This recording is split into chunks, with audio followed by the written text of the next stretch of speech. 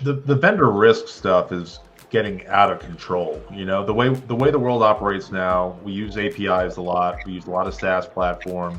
This is such a big source of risk.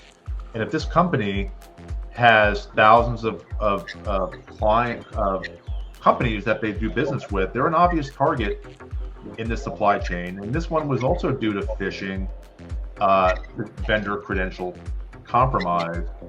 That you know, hopefully they were probably thinking about cybersecurity before. But if anyone on the call is like sending a questionnaire to a company like this, one good question to ask is, are you going to share the data with anyone else?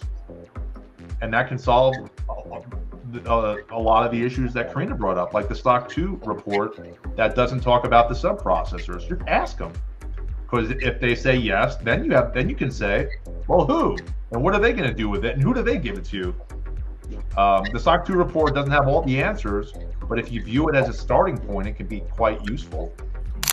Yeah, and I would also say so.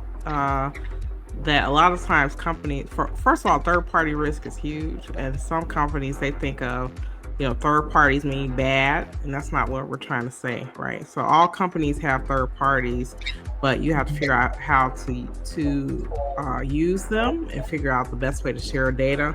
The problem that companies have is they overshare information with third parties, and they give them too much rights within their organization, because that means they have to do something different or do something special within their organization to really be able to share, and also being able to figure out what exactly does this third party need, right?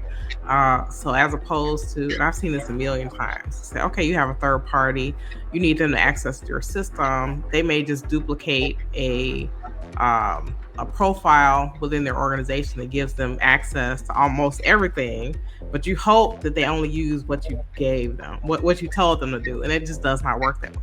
And so, even Right. I'll even go back way back to like the Target breach. That was like that huge thing that happened a long time ago, and they were like, oh, well, this company, we gave them access, and then they got into these other systems. So it's like, well, how did they get into those other systems? That doesn't make any sense, right? So if they only had access to the one thing that you wanted them to have access to, that's different than giving them access to everything and just hoping that they don't look at anything else.